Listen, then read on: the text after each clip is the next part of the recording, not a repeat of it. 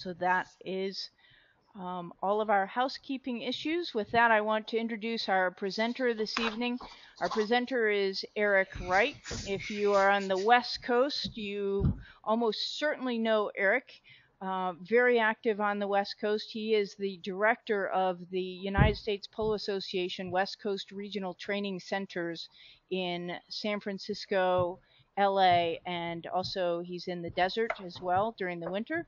He is the founder of Wrightway Polo, has one of the, certainly arguably the most successful training and coaching programs here in the United States, and we are very pleased and honored to have Erik here to present the 5 secrets to winning low goal polo. So with that, I am going to take just a second and give the controls over to Erik, which will take us just a moment. Erik, it's all yours. Okay. Thank you, Kim, and welcome everybody. Thanks for attending. I'm just as honored to be presenting, and I'm quite honored to have as many people on as we do. I wanted to talk about the 5 secrets of winning low goal polo. I'm going to try and add a couple extra there for us all. Hold on one second while I do a little housekeeping here. Okay.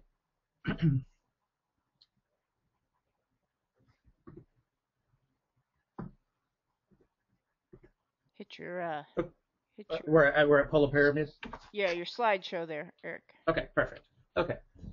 So what I wanted to first talk about was... Hang on, Erik. We're not seeing your Sure. slideshow, we're just seeing your PowerPoint. Okay. How do I get to that, Kim? Go up there where it says slideshow.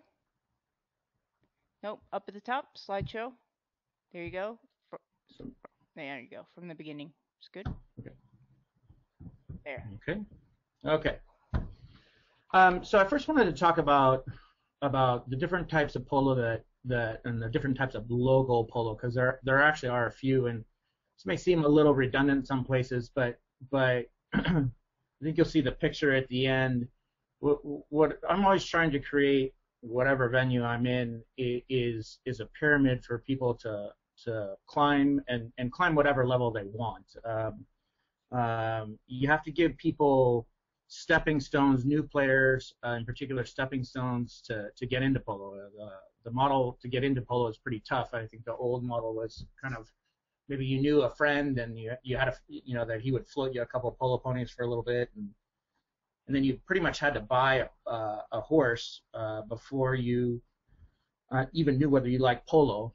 A friend of mine said it really well one time. He said, if you learn how to ski, you don't have to buy a ski lodge to figure out whether you like skiing. You can rent your poles and rent your skis, and you can get it on the lift, and you can try it out, and then you start buying the expensive gear. So, like I said, in any market I'm working in, I'm trying to build a pyramid that we're trying to create as much access for as many people as possible. Some people are going to climb all the way to the top of the polo pyramid. Some people are gonna drop at any sort of level in between, and I don't really try and determine that. I let people determine that on their own, but be it their time, money, effort. These are the things that stop people from going, to 20 or 26 goal polo. But most of the players in the United States that play are 2 goals and below, and I think that's where we should be concentrating our efforts, and certainly that's where the majority of players are that play. So we should embrace that. So in defining these, I'm going to kind of go through a couple of things. We start a lot of people in polo lessons, polo schools. There's kind of another area of polo I want to talk about, which I think is the majority of, say, summer polo. It's changing a little bit now, but we have a lot of polo out there, summer polo maybe, that it's all amateurs, and there's nothing wrong with that. But that's a level of polo here to be defined, which is that we have 4 amateurs. There's no pros involved in the situation, and it's a summer club or maybe somewhere else. and this I think there's a large majority of polo in the summer.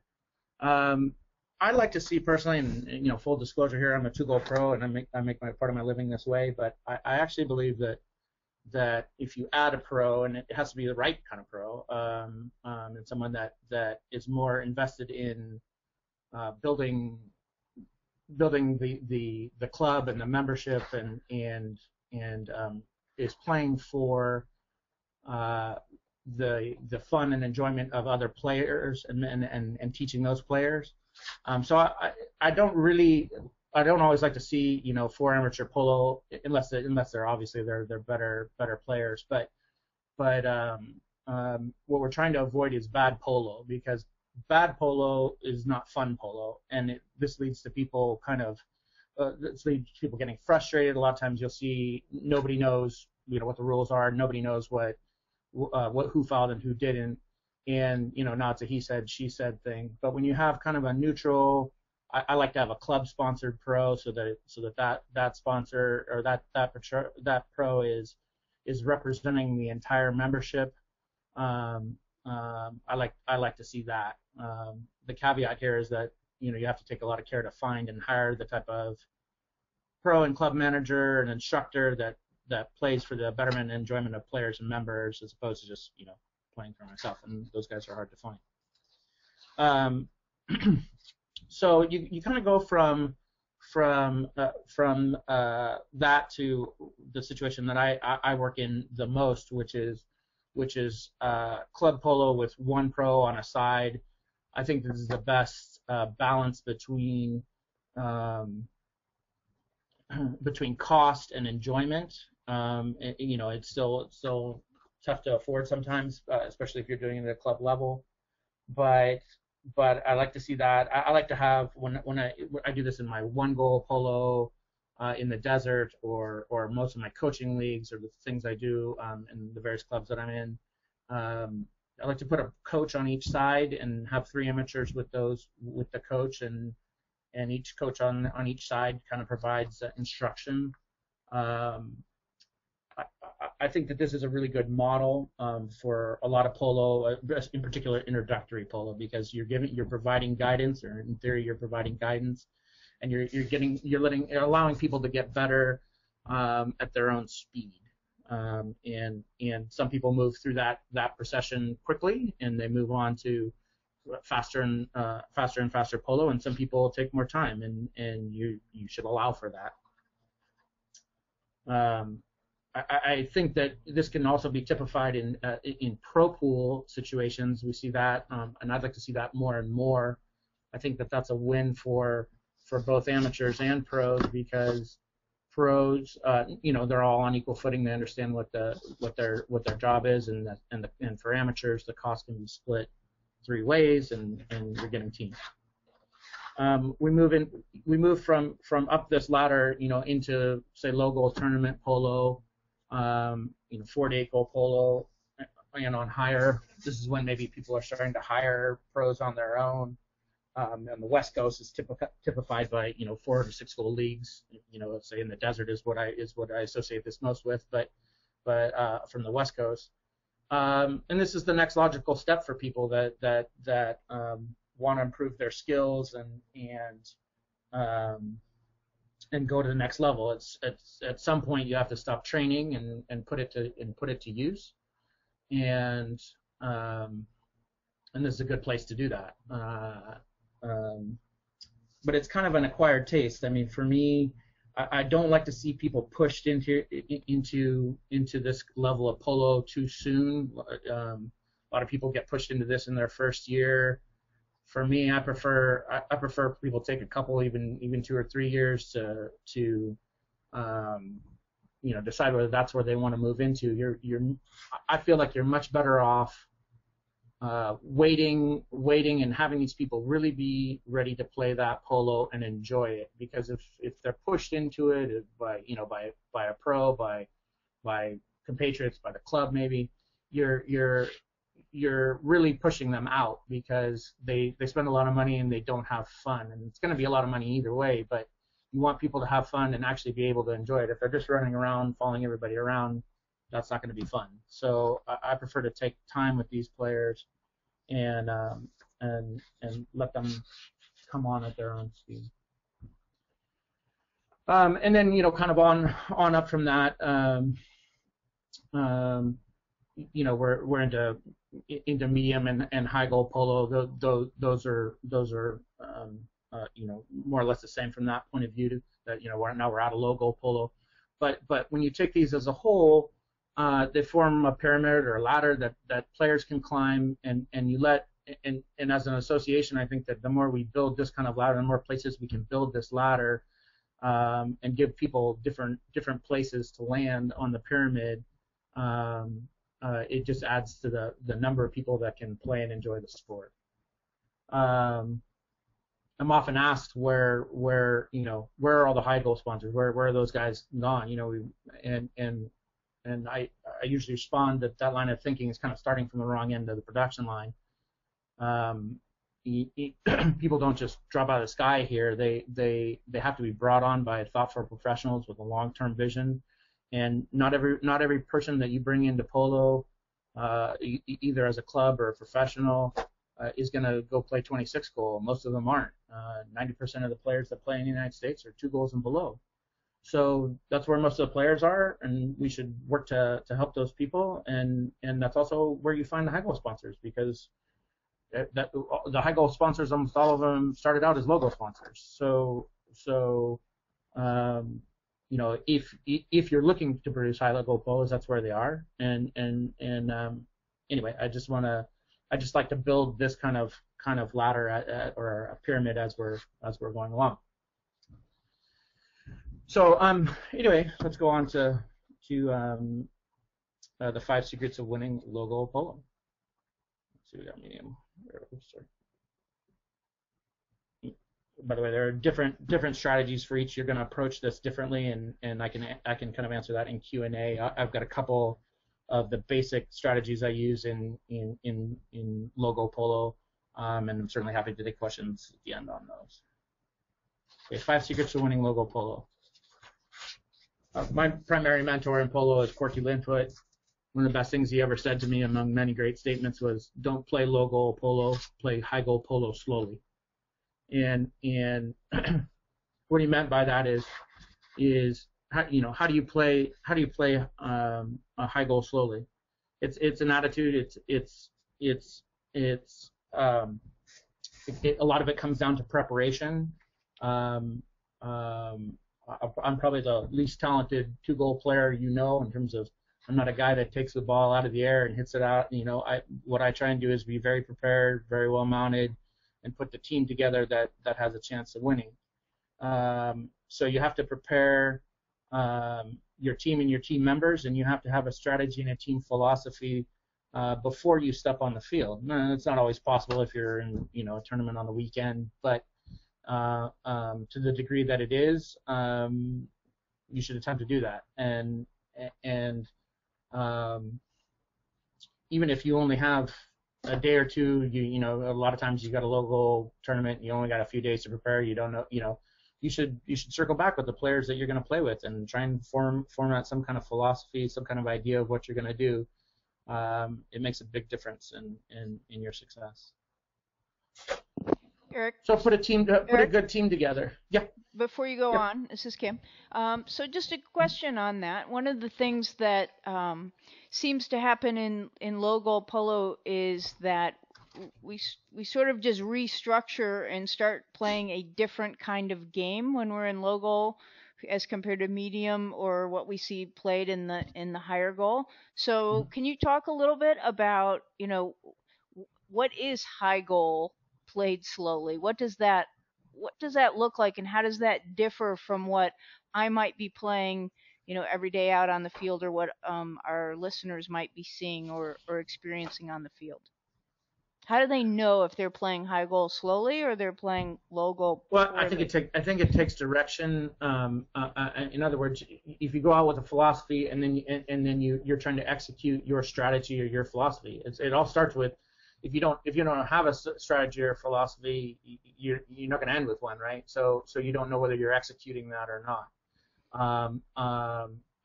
For me, And of course, polo's changing in a lot of different ways. But for me, and I'll get into this a little bit down the road here.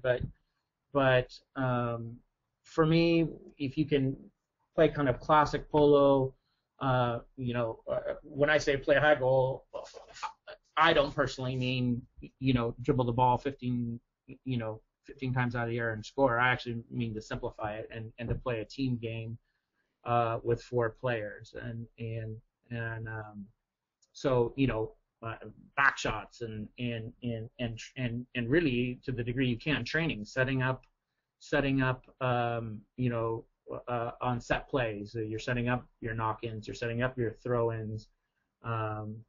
You're prepared.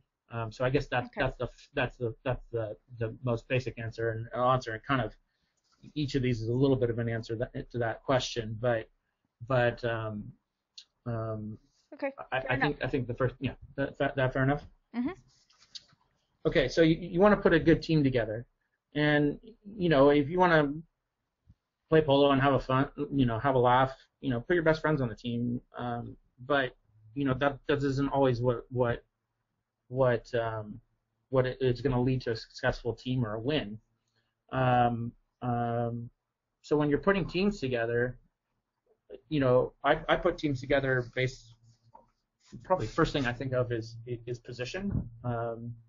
There's not much point in putting 4 backs on a team or 4 forwards on a team. You need a number 1 and you need a back, and you kind of start there. In most teams, especially if you've got a pro on there, that's sort of a designated team captain. But you should try and put position players together. Probably the next thing I'm going to judge people or when I'm putting teams together is livestock. If you can have the best player in the world, but if he's not mounted, he's not gonna be able to make, he or she is not going to be able to make the plays you expect him to make. And it's also you can have a brilliant player, or you can have a series of brilliant players. That's almost a cliche. You look at a team on paper and you think, wow, that's going to kill everybody because they're really talented players, but then they don't win. It's because you have 4 players working independently, and so I pick players for their position, I pick players for their livestock, and then I pick players on whether they can play together cohesively. And I'll take a lesser player that in terms of talent, but that I think will play better with the team. That's critical. If you don't have a team that will play together, you might as well not start. And it's kind of a gift when you get all those things together. But really the players have to complement each other. I definitely take cohesion over individual brilliance. Again, there's not much point in having 4 number 1s, but they're all running to goal, but nobody's playing back. So again, every team needs a number 1 and needs a back. You need a number 1 because you need somebody that's going to be disciplined, and those players. Number 1 and number 4 are almost the same position, just reverse images. They require almost the same amount of discipline. If nothing's worse than a back that's constantly running forward and scoring goals. I mean, I'm not saying you can't take the odd shot here and there if it's fat, but I'll take a disciplined back over a talented back every day of the week. And the same applies for a 1. If the 1s are coming back to help on defense and they're coming back too far, even if the play gets turned, there's no one to hit you. So you have to have the 2 ends of the field. Make sense? Be better mounted. This is kind of a duh, but it's easier said than done. I talked to a high goal sponsor one time, or sort of early in my career, and I said, "Oh, how are the horses?" He said, "I finally," and this is a guy that money was no object, and he was buying all the high goal, and he can buy whatever he needs to buy. And I said, how how the horses? And he said, I finally got 6 horses that I really enjoy. And I thought, and that kind of hit me hard because if a guy like that, first of all, he owned about 18, and second of all, um, um, you know, if it took him that long to kind of come up with that number of horses and that he really enjoyed, I thought to myself, boy, I'm never going to get there. But it's something you just have to constantly look for, and constantly work to be better mounted. And again, when I'm looking for players, I look for players that that are well mounted themselves. We say horses are 90% of the game, um, and so if we're not taking that into account when we're putting teams together, we're just making a clear mistake. I think in particular in local, you need to be able to stop a lot more than you need to be able to run. And I prefer a horse. I prefer a horse that I can stop and turn over one that will run every time, because if you're getting run off with out there, then you can't make predictable plays. Number 3, use all of your players. For me, all players, and this is most critical to me in local. Polo is played by 4 players on a side, so you got to use all your players. Every player, even the newest beginner, has something can contribute, and the trick is to define what skills each team member has and can bring to the table, and combine them into your cohesive team strategy. A lot of times you'll see in, let's just call it a 4-goal, you have 2 of the pros and they're playing back to, just basically playing, to each other. I think this is crap. You got to use all 4 players, and in particular in local, if you're in 4 to 6 goal polo, all the pros are going to be, 2 and 3 goals, and within some variation, the pros are going to take each other out in that system. And really in local, the difference is the amateurs. If you have an amateur that is a player and is actually really contributing and is getting used, versus someone who's just riding around out there, for me that's the difference in winning in that level of polo. So I'm always trying to create amateur players that are going to produce as much as possible. We, as a team, we expect a lot from them, and sometimes more than we should expect from them. But I think that's what moves people kind of up that polo pyramid is trying to get to the next level and getting pushed, getting challenged to the next level. I like to make this is all about team play, and I like to make it about execution and team play, and not about individual brilliance or ball control. Another great thing Cork has said to me many times is he coaches a lot of my local teams, high goal teams, and he's never trying to make any one of us play a goal or 2 better than we are on that day. But if we can make each player go up by half a goal, we've got a 2-goal spread now. If we can play a half a goal, if each one of the 4 players can play a half a goal over our handicap, we've raised the team handicap or the team playing handicap 2 goals. So and it just gets easier. It starts. I'm sure everyone's played with players that they just whatever, you're in sync and you read each other well. When you play with those kind of players, the polo gets easier and easier and easier. In other words, you're not putting too much pressure on any one individual player. If you ask a guy to make a 100-yard shot every time he shoots a goal, or you ask him to make a double play on defense, over 4 or 6 chukkers, maybe he's going to make that play a couple of times, but over the bulk of the game, the more you push any individual player, sooner or later they're going to make an error. And if you play as a team, you take the pressure off of the individuals and balance it across the team. makes a big difference. And you see that a lot. You know, a lot of times we call that momentum or whatever, but I think a lot of that goes back to when we're playing together as a team, it gets easier. And you also see the reverse when we're focusing on one player making all the plays, and it gets harder and harder on that player, and the other players are doing less and less. That's again why I like to use all of my players, because we spread out the load and we're all working together. Erik, can I interrupt for a second?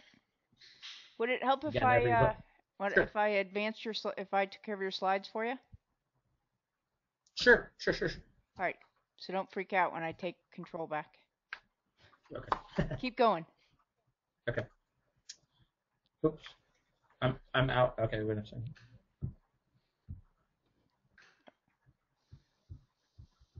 Whoops. I made the wrong person. Keep going. Okay. Okay. Number 4, don't exceed 75% commitment on your horses.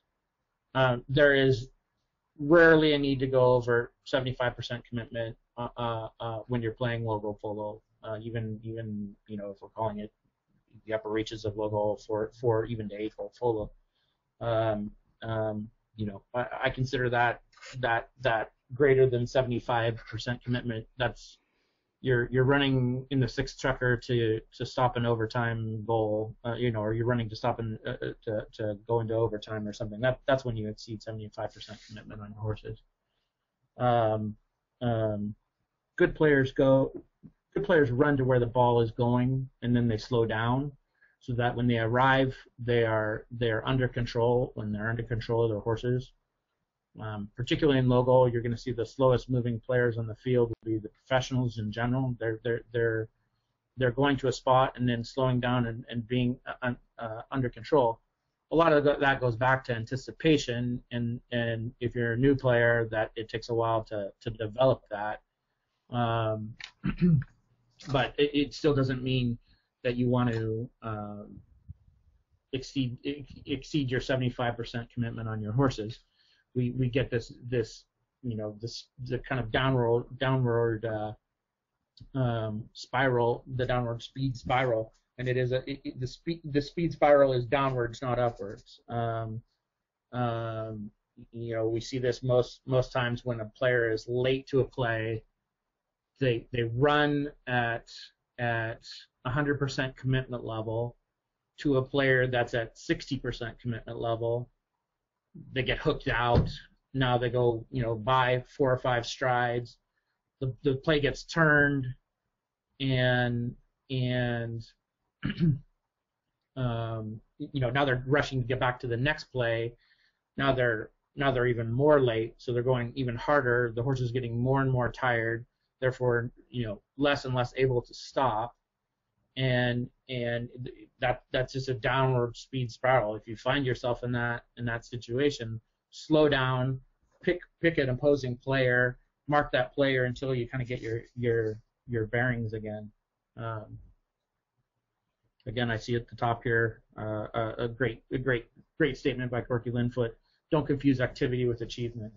If I'd much rather see a player make 4 solid plays a chukker than run around trying to save the world. We often talk about again, this goes back to team play, but we talk about not helping each other. In other words, we each have our own area of responsibility. If I'm the number 1, I have an area of responsibility. If I'm the 2, I have an area of responsibility. If I'm the 3, I have an area of responsibility. If I'm the 4, I have the area of responsibility. And the more that the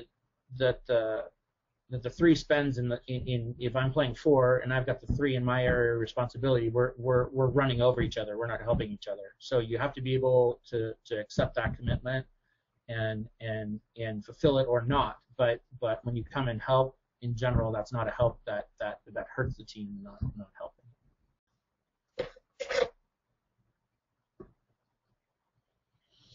Play classic polo. Keep it simple, stupid is my motto, because I'm not that smart. It's simple and it's the least confusing. You play classic polo.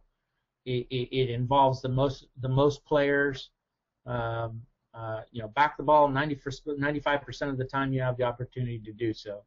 The minute a higher goal player, or any player really, but the minute a higher goal player turns the ball, now it's starting to confusing. What's he going to do? And it's as confusing to his teammates a lot of the time as it is to his opponents.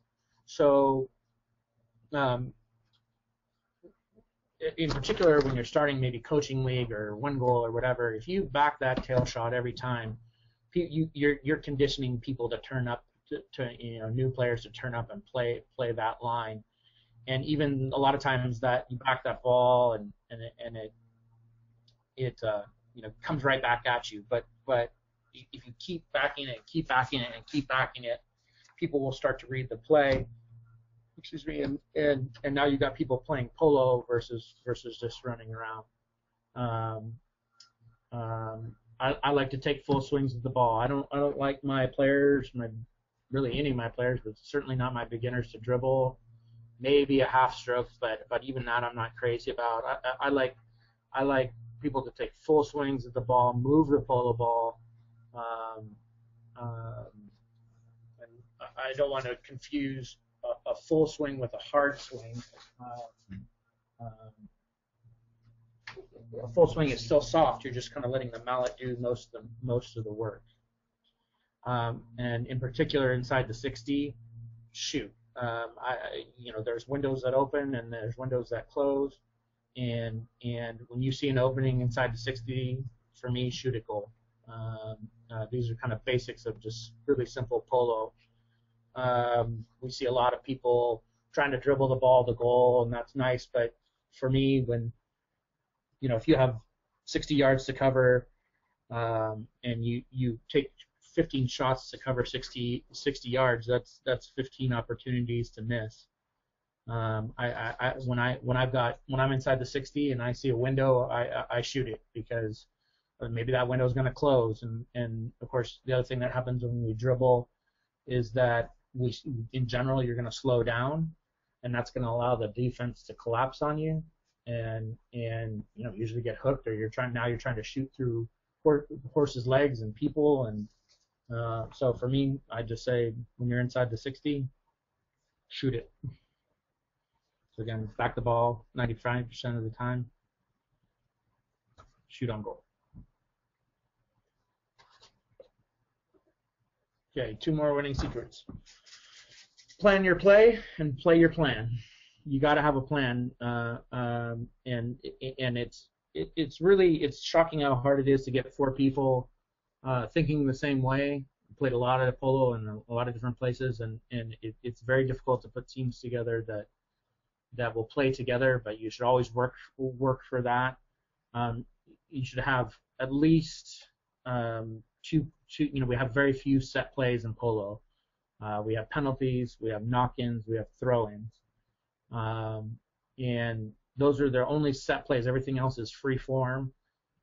So you should have at least 2 strategies for knock-ins, for throw-ins, and for penalties. And our role playing is if plan A doesn't work, if you miss 2 throw-ins in a row, switch to plan B. I like to have three plays for penalties, knock-ins, and throw-ins, so that you can switch quickly. And you've got to be prepared to shift your strategy at halftime, because if you're playing another team, yeah, that's a good team, and a thinking team, they're going to adapt to you, and what worked in the first half may not work in the second half. So you definitely want to have as many 3 set plays, and then be able to adapt to something else. Maybe read what the opponents are doing and change it at halftime. That should be part of your discussion at halftime.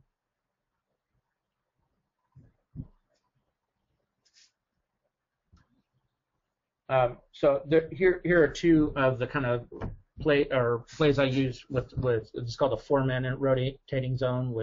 This is what I advise people to do when there's 4 amateurs on the team. we'll go over that, and we'll also go. Well, I guess we're going over that first.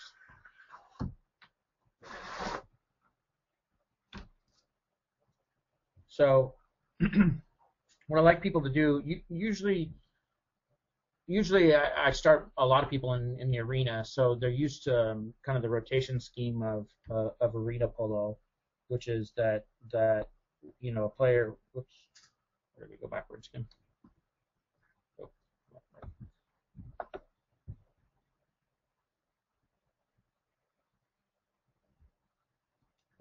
Okay, so I'm usually taking players from the outdoor field or the arena to the outdoor field, but they're then used to those rotation strategy, which is in the arena. If you can just picture this in the arena, that once they've missed, they're going to rotate and come back here, and when this player misses, they're gonna come. Hang on, Eric. I just made you the presenter so that you can draw. Okay. There you go. Okay. Were you seeing what I was saying? Nope. Explain it again. Okay, sorry.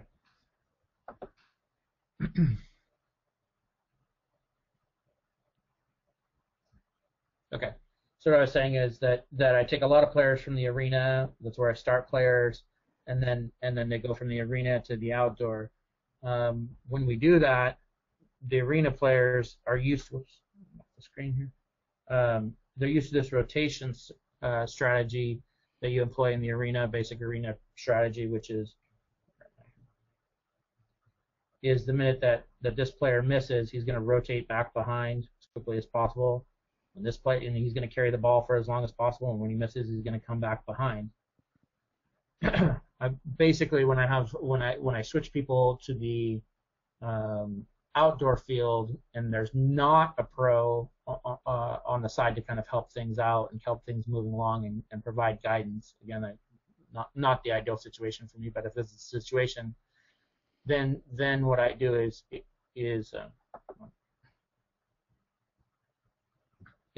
I have this for the outdoor. I have a four-man rotating zone. Okay, so what you're trying to do is follow each other down the field for as long as possible, because none of these you can't really employ the classic, say, diamond formation that we'd see in higher level polo where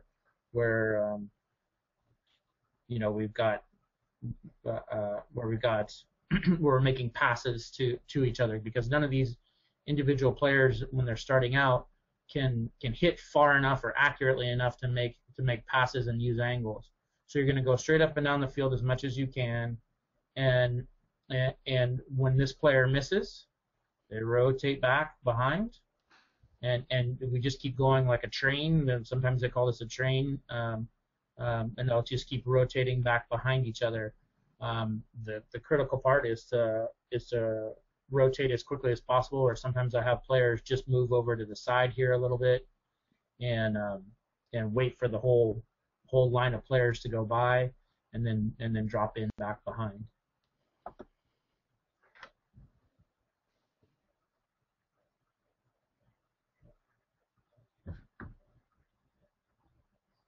Oops. And then the other one, when you add, you see this a lot in like my coaching chuckers, or in, say, 1 to 2 goal polo.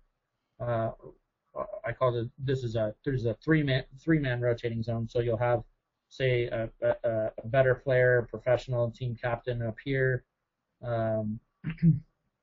You'll have 3 amateurs here, and they'll rotate when they miss. They're gonna go forward with the ball. They're gonna get passes, and when they go as far as they can go, and then when they miss, they rotate. But they rotate between the third player and the fourth player. You have the pro back here, or the best player play a zone back. So they're back here controlling the back end, controlling the defense, and you want this person to be able to be a long ball hitter if you can. And you keep things moving forward. And when they miss, they just rotate back and keep coming on behind. And then when you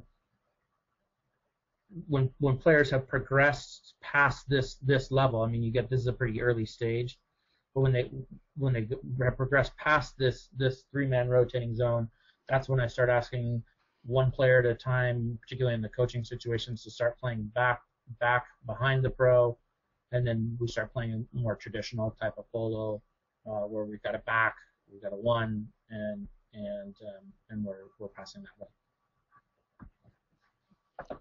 Okay, very good. So what we're going to do now is Erik's going to take your questions. So any specific questions that you have for Erik, just type them in the box, and I will pass them on.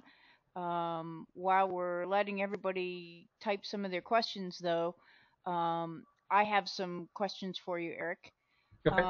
So talking about logo polo, I mean, you've talked a lot about kind of coaching leagues and maybe only one pro, but let's talk a little bit more about, say, 4 to 8 goal tournament polo, because that's still logo polo. So how, the secret to winning at that level, how does that differ from what you've outlined here? It doesn't really. I mean, again, we're trying to create we're trying to create the same basic things. You got to start with a team. You got to start with horses and capabilities. I think the biggest step people make is that they don't, or the biggest step that teams skip is they skip that whole process. They're we're throwing four players out there and attempting, thinking that something good's going to happen. For me, it doesn't happen by accident. It happens with a lot of preparation. So, if you're going to play 8 goal polo, again, you got to do the same thing. You've got to put a good team together, and you're going to have control over that varies. Maybe the club's putting your teams together in a pro pool. Maybe money stops from getting the exact pros you want. Maybe there could be anything, but so maybe you don't get the exact team that you want.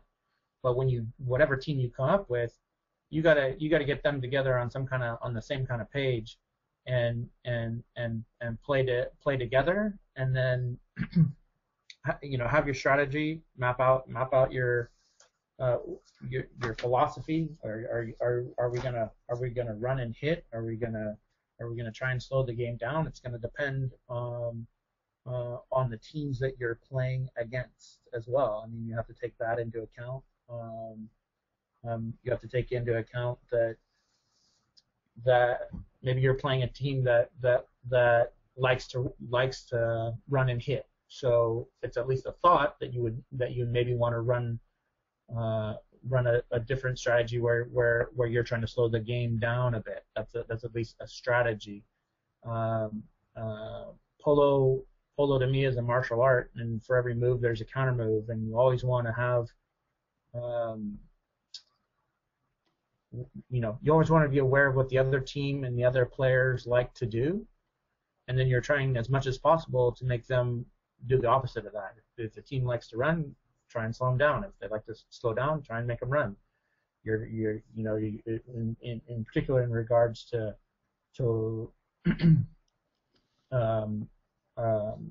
logo polo, you're trying to put pressure on or put any opponents out of their comfort zone. You want to make them do things they're not comfortable doing as much to the degree that you can. Mm-hmm. Jim has a question. He says, can you describe some simple plays that work well for teams being low goal with a limited amount of strategy, knowledge, and discipline? Well, I think if you're eliminating discipline, you're eliminating a lot of things. I have a couple players that I play with. I have one or two I'm thinking of right now that a lot of people discount because maybe they're not as they're not hitting the ball 100 yards. But if I have a disciplined back, that changes the entire game strategy for me, and that's hard to find. I mean, that's especially in logo. You got people that want to chase the ball, and and if you got somebody that will actually stay back in the back or actually stay at one, that's a big thing. But so discipline's probably the most important of those things, and if you're throwing that out, that's going to be hard to do anything. But if I'd say the most basic thing is that you have to define who is gonna play one and who is gonna play back, and then when they and then you can define who the 2 or 3, but you have to define what their responsibility is. Is the one going to be marking the opposing back? Sorry, I'm not a very good artist. Is he going to be free floating? A lot of times I will ask my number 1, in particular, if they're brand new and so they're not going to be able to do a whole bunch of defense. I ask them to go deeper. Let me erase something here.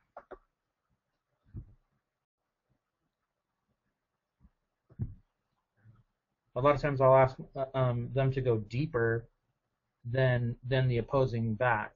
Maybe I'll do it with so that I have a chance maybe to lob a ball over him. It also pulls that 4. It kind of puts them between players, and as opposed to if this 4 is actually marking my number 1, say that'll be my number 1. I like to put him a little deeper than that sometimes to draw that 4 back, or to put him between my 1 and 2, so that you're asking that 4 to make a choice between players, or if he's floating between players, that's the best of all worlds because he's not marking anybody. I'm sure I answered your question well there, but if there's a specific set play like a knock-in or a throw-in that you have, you can ask that question and it might be a little easier. Okay. Arthur wants to know any tips for newbies absorbing all the rules. It's a lot. I think Polo Skills is a great resource. Since it opened, I've had a bunch of my players on there and talking about it. As much as anything, even if you don't absorb the entire message of what's happening in particular video, for me, it's inspired a lot of conversation, and I like nothing better than sitting down with new players after the game and diagramming plays with a whiteboard and grease pen and just it's just a repetitive thing. You can watch the video, especially like the Steve Lane has some great explanations on his the webinars on his deal. It's repetition, and don't be afraid to ask. If you've got a pro nearby, ask them. Most guys are happy to stop and explain it to you.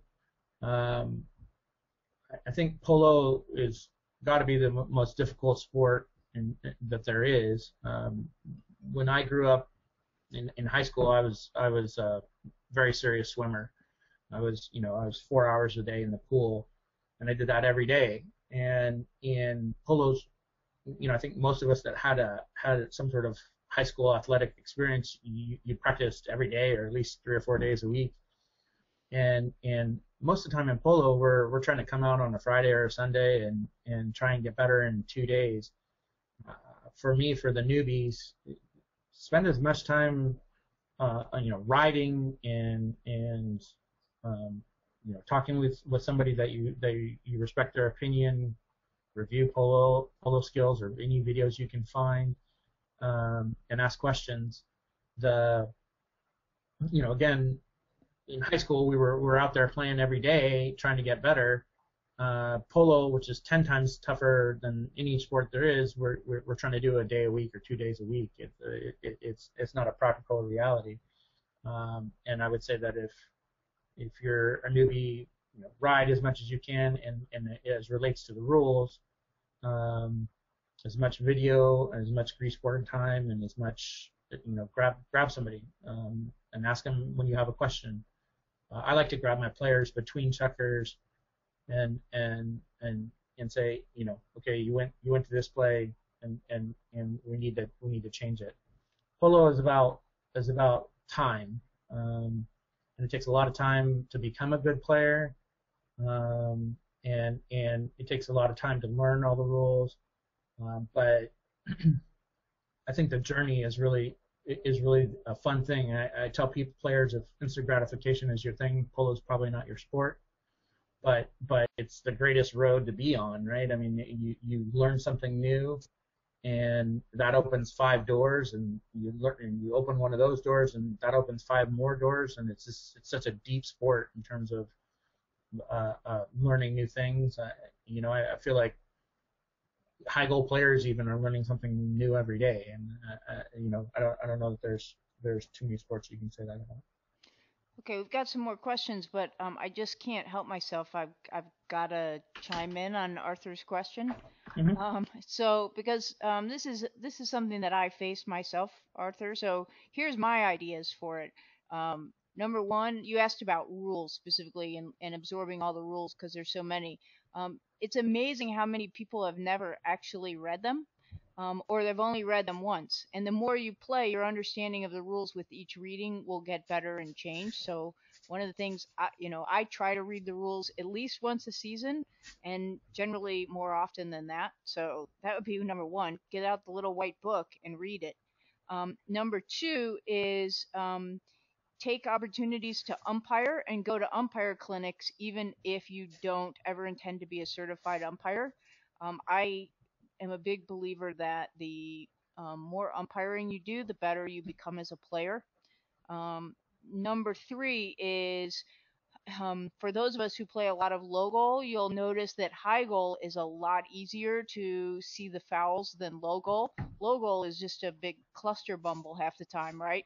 So on Polo Skills, here's a big plug for Polo Skills, right? We have some footage of the U.S. Open, and we have the Townsend Cup that was played out at Empire last year. We have a high goal footage. So my other recommendation would be to watch that high goal or any high goal near you.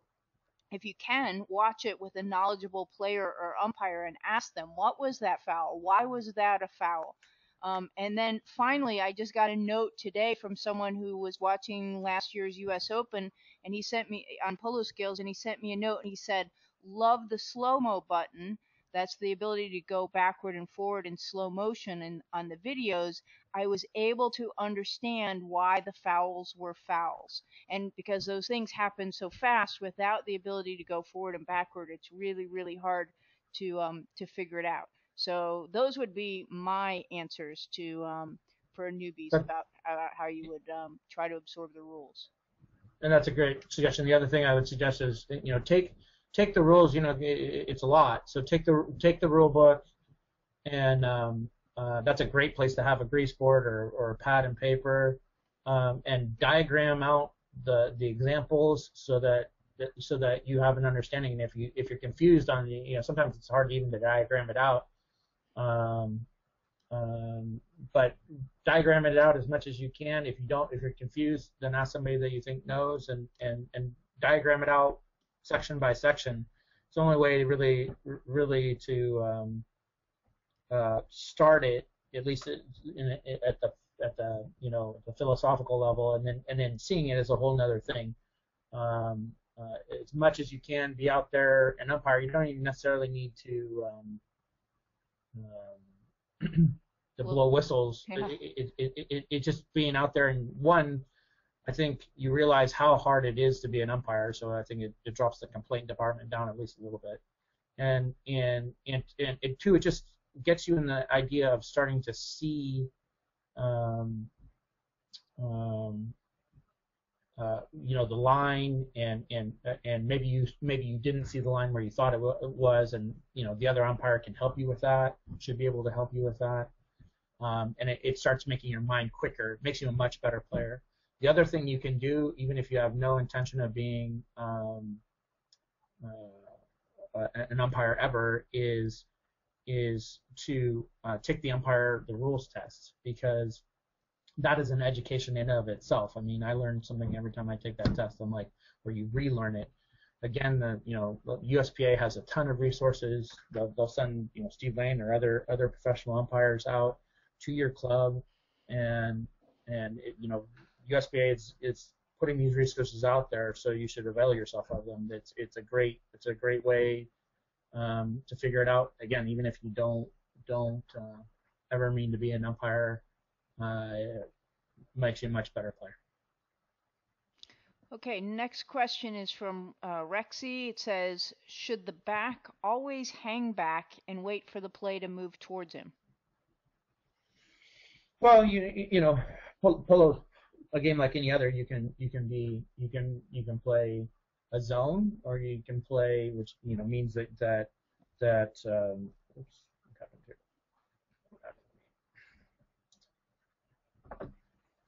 Sorry, guys.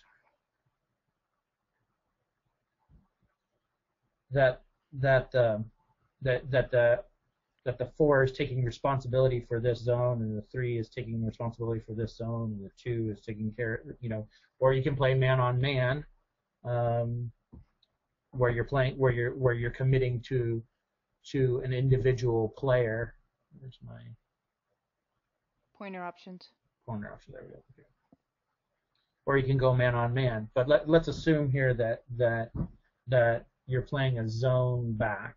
So you're not staying back 400 yards. You're following into the play, and you're staying within a reasonable difference. But you might be giving yourself, depending on how quick you are and how, as a player, and how long it takes to turn around. If the opposing players are you got a 1, you got a back,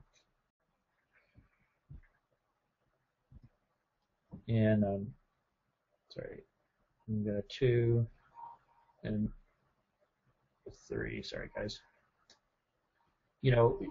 The 4 should be marking for me. If you're playing, you should be marking either the first player through or the number 1, and you should make that determination before you step on the field with your team. You should say, if I'm going to play, the opposing number 1, that's essentially a man on man game. So the 1. Sorry,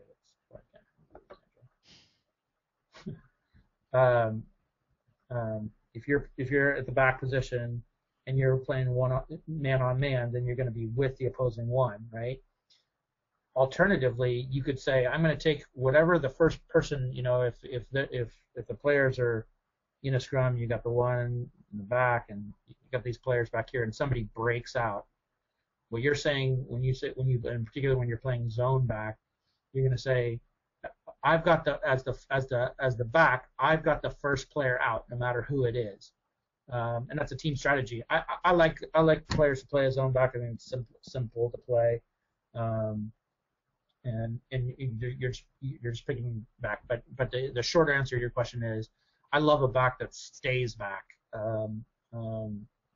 If you have a 4 that's constantly running through, occasionally a 4 is going to score some goals, but it's mostly because he's followed everybody through, and everybody's kind of off the field, and he's been left alone by somebody's made an error, and he's been left alone, and he makes a fast shot. When you have your 4 scoring 10 goals a game, there's a problem. It means he's a good forward and not a very good back. Because as a back, you're trying to stop the forward momentum of the other players. So when the play gets turned, your responsibility as the 4 is to make sure that you at least slow the forward momentum down, if not stop it and turn the play completely. Okay. This is a related question from Sandy. It says, good suggestions for offense on the demo board with rotation. How about defense in the same scenario? That's a good question. So it depends there on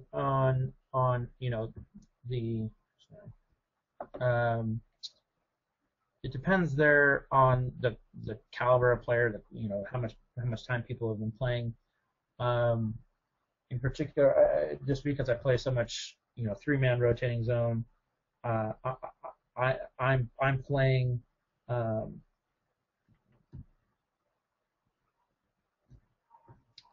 usually I'm playing back, and I ask my players not to pass me on defense. So, in other words, I don't want them to come in this zone here. I don't want them in there where they've come past me between me and the goal, because again, if say my one, and this happens, they run past here, right? And now, okay, maybe they make a hook and they make a defensive play up there, but now I don't have anyone to hit the ball to, and go back the other way. So in this scenario, a lot of the times I'm playing the back and I'm providing the bulk of the defense in that particular role, but that doesn't mean that these players shouldn't be picking up a player when we turn from offense to defense. The minute we turn from offense to defense, these players should be finding and opposing players to pick up. I just don't want them to pass me on defense. One, it's not that helpful. And two, again, I'm looking at this spot here. I'm looking to back a tail shot or back a ball, and if I don't have anybody to back it to, that's a problem. One thing you might want to be aware of is as a 4, when I teach that the first part of any shot should be to look over your shoulder and see what's coming down. Maybe you can avoid a foul, or really you should be looking, if you're gonna back a ball, that's a pass, and you wanna back a ball to one of your players as opposed to just hitting it. But if you look back over your shoulder and your 3 teammates are looking at you in the face, that's a problem, because by the time you back the ball and they turn around for it, it's already gonna get backed. I like nothing better than when I look over my shoulder and I'm about to back a ball to see the back of my own teammate's head, or the back of their pony, because I know they're headed in the right direction. That's about quick turning. But again, in this scenario here, I'm probably the majority of the defense. Pick up these players if you're one of the kind of, essentially what we've got here is a back and 3 forwards, right? And then we move on from there to as we progress, we go from I'm going to use myself as an example here because it's easy for me to say. I moved from the 4 to the 3 position, and I've got my players here, and now I ask one of my players to start playing back, and I rotate who that is, so that we all learn. But again, we need this player to now stay back here and not pass. I mean, and there's going to be situations where the 4 passes the 3, but it should be the exception and not the rule. Okay, now here's the other question. Suppose I'm defending against a team playing in a 3-man zone or a 4-man zone.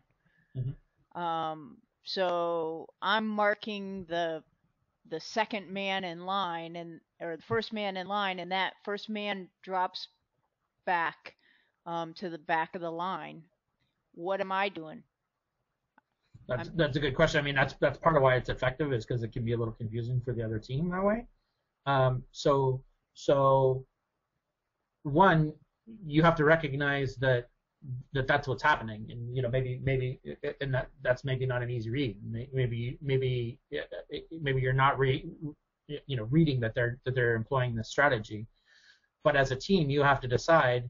Again, are we playing zone polo where we have an area of responsibility, or are we playing man on man? If it's man on man, when this player rolls back, and rolls back here, if you're defending, you roll back with him.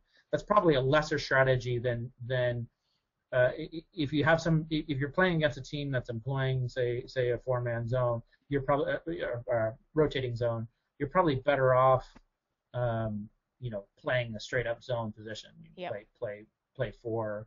It'll be less confusing, because if say this 3 drops back, now he's really out of position. So it's probably better to switch and just go to a straight zone. The problem is in 75% of low goal, even what I would consider strong tournament teams in the desert, so often we're not employing any strategy at all. and that's what I would say you should attempt to change. I mean, you got to have some kind of philosophy and some kind of strategy going out onto the field. Otherwise, we're just going out there, and it's a glorified stick and ball at that point. Mm-hmm. Whenever you go out on the polo field, you're practicing. You're either practicing something good or you're practicing something bad, and you're reinforcing the same habits. So I like to go out there with a purpose when you can. Okay, got a question from Hayward. He says, Okay. handicap-wise, what do you think makes the best 4-goal lineup? A 3, a 2, a 0, and a -1, or 2 2s and 2 0s? It really could be either. Again, it goes back to it's hard to answer that question by handicap. But I definitely like balance on a team. So by that logic, it'd be 2 2s and 2 0s. But it again, it depends on the level of each. We all know that there's a range of between minus and 0, and those are a pretty big range. If it's 2 really solid 0s and 2 really solid 2s, then I'd almost always go with that.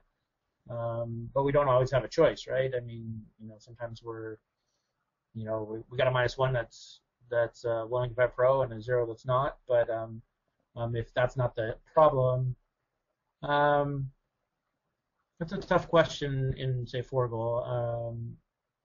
Sometimes the 3 can bring just that much more knowledge and experience.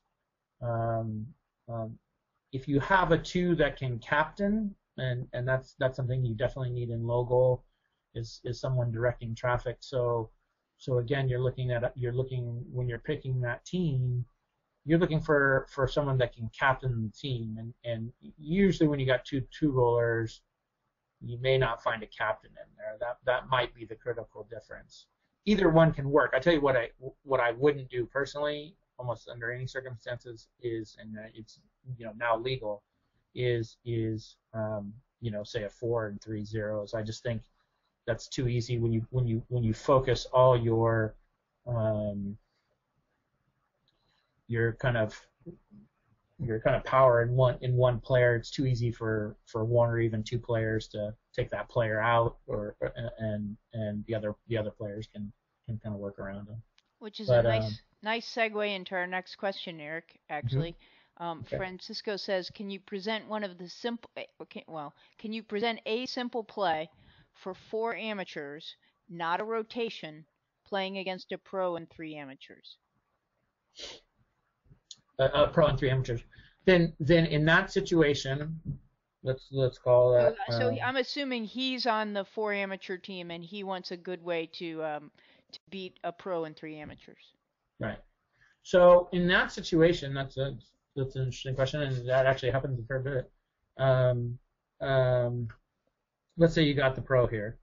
You have to commit at least 1 player to that pro. Okay. So that player is going straight up man on man, even though he's an amateur. Excuse me. The goal of this player is not to beat this let's call this the pro a 2-goal pro, and this is 0. The goal of the 0 is not to beat the pro. The goal is to make him commit, and commit in directions maybe he doesn't, he or she doesn't want to go to, and it's not that the 2-goaler isn't going to be able to get around a 0-goaler.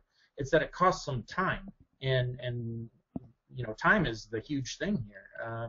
If I'm getting marked like this, it's not that I can't get around this player.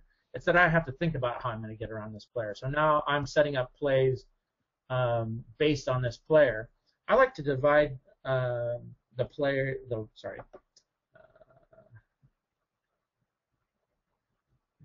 like to divide the field into thirds.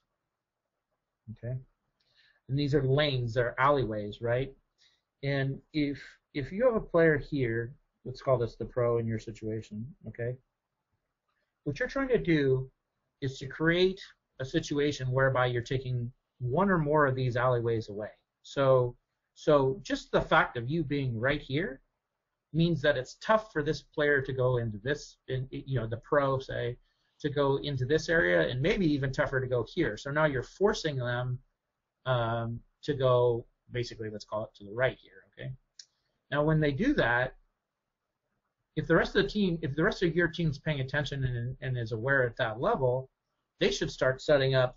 They know where this guy's going to go, right? I mean, you're forcing him to that direction, and you're making it tough for him to pass to players that are in this third of the field or this third of the field, and that's all you're trying to do. You're not trying to, if you're going to outstick, if a 2-goal player gets outsticked by, or the 0-goal player outsticks the 2-goal player, that's going to happen 1 in 10 times, 2 in 10 times. But if you can force them to any one of these thirds, the rest of your team should be setting up the defense down the line, so that, if there's an open player down here, well, you kind of know if this player is taking away the other avenues, that he's pretty much got to go here unless he's going to shoot through your horse. It's possible, but he risks hitting the horse and having it bounce off and be a random play. So to answer your question, you got to send at least one player. Sometimes you might even send two. You might even say, hey, look, we're going to send 2 players to this guy. We're going to make sure that we're going to make life as tough as possible. It depends on how strong your other 2 players would be. But I think what's valuable about having a pro on a team, or what should be valuable, is not that they're going to win the game for you, but that they're creating plays that then people that they either continue or finish. But if this guy never creates a play, then the 3 amateurs playing with him are probably not going to be able to have a play to finish. So you got to cut the head off the snake. That's number 1. 2, when I talk about awareness with players, I ask my new players to, instead of just backing the ball to hit it, or backing it to back it, either back it to a player, or even more relevant, know where the opposing pro is. Let's say the opposing pro is here. You got to know before you get to that back shot. Okay, the opposing pro's over to my what would be an away shot. So I'm going to back it, and even if this guy still gets there first, you've made him run all the way across the field to go get it. He might still be the first one there, but you've cost him time, and it allows your team to set up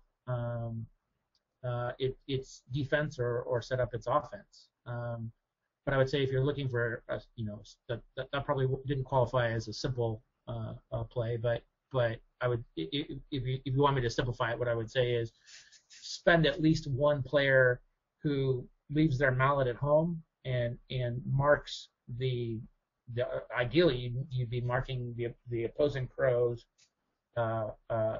stick side, his offside, and you can quantify your success by the number of shots that player takes an offside forehand shot. I haven't met anybody that's as good on the near side as they are on the offside. I haven't met too many guys that can hit it, much over, 60, 70 yards on the near side, and those are only I only know a couple of those guys. So if you force a player that's 2 goals better than you to making near sides for 7 minutes, I call that a huge win. I call that you're making a 2-goal play at that point. And more and more we're employing video and all that kind of thing. If you can get your games videoed, a great exercise is if you're going to do something like mark the opposing pro, have that video camera have that video camera follow you, and carry a stopwatch with you, and see how much of 7.5 minutes you were actually on that person's right side. It'll shock you how if you're exceeding 2 minutes, you're doing a fantastic job, and that goes for that goes for 2-goal players on 2-goal players too. But I mean, I've done this exercise, and then you think you're marking somebody hard, and then you realize that you were really with them for, I mean, 3 would be outstanding. You're with them for 2.5 minutes out of 7.5 minutes, and you think, man, was I really marking that player or not? That's a great exercise. That's a great one, Erik. All right, Jack has a question. He says, as a new player, what skills do you typically find lacking in low goal players? That is to say, when practicing as a team or during stick and ball, what should we work on to be better prepared for your coaching? The short answer to that is riding. Most of us think. Well, let me just say I can teach a monkey to hit the ball, but riding and teaching the line are a whole nother thing. And riding in particular, because if you can't hit the ball, or you can't get to the ball, you can't hit it. And most people neglect that the most. We don't learn to ride, and therefore we get frustrated when we can't get to the ball and hit it. And it's not just that you that you arrive at the ball. Maybe you are getting to the ball, but you're not arriving under control, and your horse is throwing its head around, and you're jumping up and down. You want to be as quiet on that horse as possible. Ride. That's if you're going to spend time preparing, that's the number one thing I would say. If you're talking about hitting, again, just really smooth. When I stick on ball, I'm trying to slow my swing down as much as possible and be as smooth as possible, in both sides.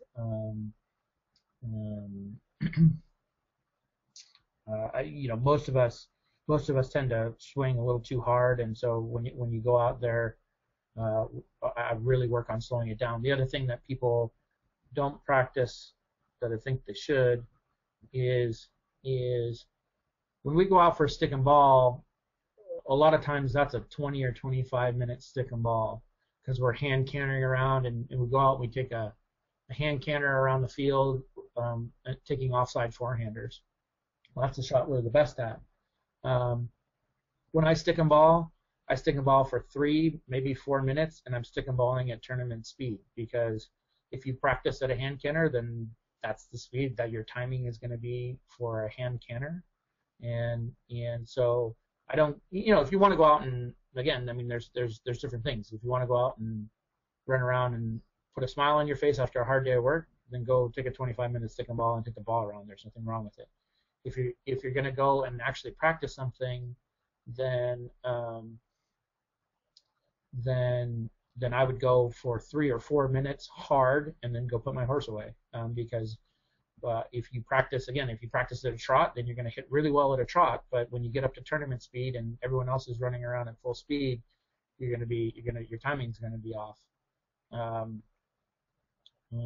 I had a high goal player tell me one time, and of course he grew up in a place where there were 1,000 horses, so he could do stuff like this, and we're not always able to do this. But I thought it was a great idea at the time.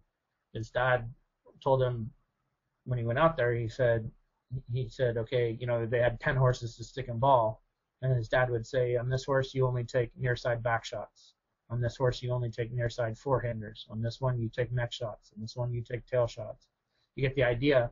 Now maybe you can't do that all in one day, but it's a great exercise to go out there and say, hey, I'm only going to hit on the near side. A lot of people neglect the near side, and that's if you can't hit on the near side, then that's 50% of the shots that you can't hit. So when I go stick and ball, and try and make the shots that are difficult for you, and practice into the shots that are difficult for you. Great. Okay. Chris wants to know, what signs should tell a low goal player that they should retire or sell a horse in their string? Not that the low goal player should retire, but that they should retire or sell a horse in their string. Sorry, say that again. Yeah. So what signs should tell a player that they should retire a horse or sell it? You mean it's like it's too old? or that it's not matching for them doing Sure, all I the think infield. I think the way the question is phrased, it's probably a little of both. Okay. Retires would seem to indicate that the horse is a bit old, and or Yeah. sell means I maybe. mean, if age, I mean, I think if you're asking yourself the question, it's probably time to retire him. But we've all Um, seen people out there flogging a horse that is clearly slowed down and is an older horse, and they're still playing it, as yeah, hard as they can for 7 minutes, and they don't, you know. But yeah. So I yeah, guess but the I mean, if you question are is, how should personally, if they you're, know? well, I think if you find that the horse is, having a problem at the end of a chukker, maybe they're tripping, you have to take their legs into account. I don't think it's any one thing, um, but I think if you're asking yourself the question, then that's probably not probably in and of itself. It's probably time to move the horse on, or maybe it's time to move it on to a school or a lower level player. As far as selling horses, you know, if you're not enjoying a horse, it costs the same to feed your best horse as it does your worst. So provided that you can find a horse that you can replace it with, which we all know the difficulty of. Provided that you can find a horse to replace it with. Um, if you have a horse you don't enjoy, in particular if you're an amateur, there's no reason to own that horse as far as I'm concerned. Polo's supposed to be fun, and when we're getting run off with or we're not enjoying the horse, it's very difficult to get better, to learn, or just have fun. And polo needs to be, if you're playing polo, it should be all of those things. Hmm. Um, um, Okay. yeah, that's what's going on. Uh, all right. Question: any tips for suggesting a rise in the level of practice play when the level dictated by your pro is knock in and run down the field? Yeah, I mean, I think you have to ask for it. Then, um, you know, not all pros are able to make that, you know, that leap. And I think pro doesn't necessarily mean coach or doesn't necessarily mean instructor. So that's one thing when you're picking pros. You know, that's something that I think we have a problem with in this country is finding people, particularly at the local level. I mean, uh, uh, we need more coaches. We need more instructors that again are not playing for their own personal um, betterment or enjoyment necessarily. I mean, in one goal polo, uh, you know, if you're a two goal player and you can't run through, some zeros and a minus, then you probably shouldn't be two. But what you're really looking for is somebody that will start setting up plays, is a creator of plays, can help you um, make those, make adjustments when you've made an error, coach you through that. Again, that's not easy to find, but I would definitely start the instruction, start the conversation. If you're having trouble with that, start the conversation and ask again and ask again, and if you're not getting what you need, then you do something different. But um, I think having people that having a professional and I'd like to see a little more. When we hire pros, a lot of times we're forgetting that stands for professional, and you can't hire a guy that is not a coach, and ask him to go win a tournament for you. Uh, uh, well, I guess my point is that you need to make sure you know what you're asking for, especially when you hire somebody. And for me, I would rather have someone that is a coaching professional, is a teaching professional, more than more a hired gun kind of thing. I think you should be getting something from your pro every time you go out there. If you can get coaching during the week, that's something that you should try and get if it's logistically possible. Mm-hmm. That answers the question. We're getting close to the end here, Eric, and we've got a lot more questions. So let's just let's try to buzz through a couple of these. Okay. Okay. Diego says basic tactics on 2 to 4 goal logo polo: defend on the mallet side or between your man and the goal. For me, I mean, again, this is a discussion that you have with your team before the game. But in 90% of the cases, if you draw a line from the middle of the goal to midfield.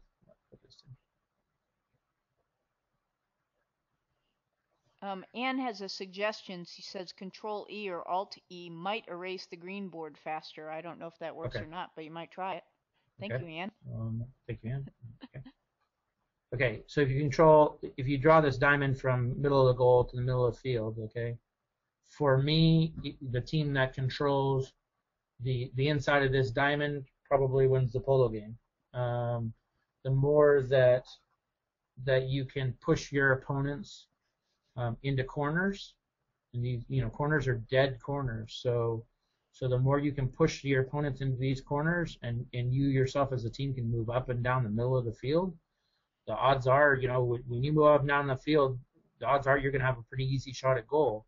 And the more opportunity you can put, when you get someone into this corner, they've got a problem, because getting out of this corner isn't easy. It isn't easy for high goal players. So when you get a logo player that maybe doesn't have a great neck shot or doesn't can't dribble their way out of here, I'll ride down the field with a player and I'll let them get into this corner because I know they're going to get stuck there, and then I pick it up and turn the player around. So the shorter answer to your question is, for me, I would control the middle of the field, which means that mallet side isn't as relevant as controlling the inside. So even if that puts you on the near side of the ball, for my number one obligation is to make sure that the opposing player I'm playing against doesn't hit the ball, not necessarily that I do. Mm-hmm. Another question from Jim: what's a good drill for 2 players to use during a stick and ball session? Real simple one is to move up and down the field. What was that? Control what? Control E. Kind of. I didn't get the whole thing. Or Alt E would be the other possibility. I'm not a Windows person, so. Okay, didn't get it. All right. Okay. I need to erase something. A real good drill is just go up and down the field. I'm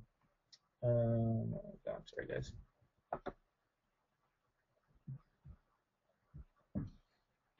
Is taking the ball. One player comes up and is coming here. One player is here, and they're going up parallel to each other. This player will neck a ball. This player come over and take a cut shot back to this player. This player's advanced. He takes a neck shot all the way down the field, and then when you get down to this end, you switch, and whoever was taking neck shots on this side takes neck shot. They switch positions or the shot you're hitting. You can do the same thing with tail shots, or back shots. I like tail shots, but one player hits it up, the other player backs it. You can back it again, or even better, where it starts getting more about awareness is this player is going to, as this player is going to the ball, player B will ask for either an away shot or a tail shot, and you deliver, and make sure that you don't neglect, especially on the back shots, make sure that you don't neglect your near side back shots. We go to every second shot and make it a near side no matter what. You can do this with any shot. I mean, you can go up and down the field and hit near side neck shots and near side cut shots down the field to each other. Another great drill is real simple one. I love cones. I'm a cone guy. So if you want to get a little competition in there, you'll set a set of cones here and a set of cones here, and see just a simple up and back.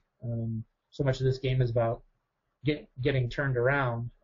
It's rarely about speed, and in this drill, speed kills, because what you see whenever somebody does this the first time is they go out here at Mach 5 and then they go past the cone about 30 feet and then come back, right? It's really about 3/4. The better strategy is to come at 3/4 pace, make a good, nice, easy turn, and come back. But two players can go against each other, or if you're on your own, a good one to do, or if you can get somebody to time you, and you can play against yourself. Put two cones up here and see if you can beat your own time. If you do it in 13 seconds, the first time, and up and back, see if you can do it in 12 and a half the next time, and have somebody time for you. Great drill. Okay. And I think I've got one more question that I missed, sorry, at the beginning. So I want to make sure and get this from Jim. Can you describe some... Oh, wait, sorry, wrong play. Sorry, I got that one. Hang on. One more. Saw one that I missed. Hang on. Ask that one. Well, I thought I missed one. Oh, here we go. Sorry, from Arthur. In low goal, is the best overall strategy man line ball or zone or, quote, polo vision? Which I think you sort of addressed, but maybe you could just take it on one more time. Well, I don't see them as mutually exclusive. I mean, man line ball is just a basic tenet. We're gonna take the man, control the line, and the ball is the last thing that we look at. Cork always says in a perfect polo game, the ball wouldn't move, right? Because everybody'd have their man, and they just take it away, and the ball would just sit in the middle of the field. But mismatches and mistakes are what makes the ball move, really. But but within, I think you'd use man line ball within using a zone. In other words, just because you're a zone doesn't mean that you don't take the man, then the line, then the ball. That's more of a play situation. In other words, if you're a 4 back here, and you have the one coming to you, the ball's been, say, hit here, and you have the one coming. Well, here, let me do it this way so we have a little more room. The 4's here, the one hits the ball, and the one's here, the ball comes here. The 4 should move. As a 1 comes up, the 4 is going to move this guy over, so he's going to, take the man, take the man. Then he's got control of the line, and then he gets the ball last. So that's maybe he's in a zone position, but he's still using man line ball. I'm not sure what polo vision is. I think, is that Hugo name? Yes. Yeah, I'm sorry, I haven't read that one. But I think that you use these you're using that within the question of am I on the man? And if you're on man, then you've got the man the whole time, and the whole point of what you're trying to do is, if the ball's here, if you're on defense, your whole point is to put yourself between wherever the ball is, wherever it be. You're trying to put your body and your horse's body between the ball and your opponent, and so when you do that, no matter what, you have control of the man. Depending on where the line's coming from, you have control of the line and then the ball. Great. All right. We're through our questions. If you don't mind, Erik, if you'd advance the slide one. We're going to do this twice here real quick.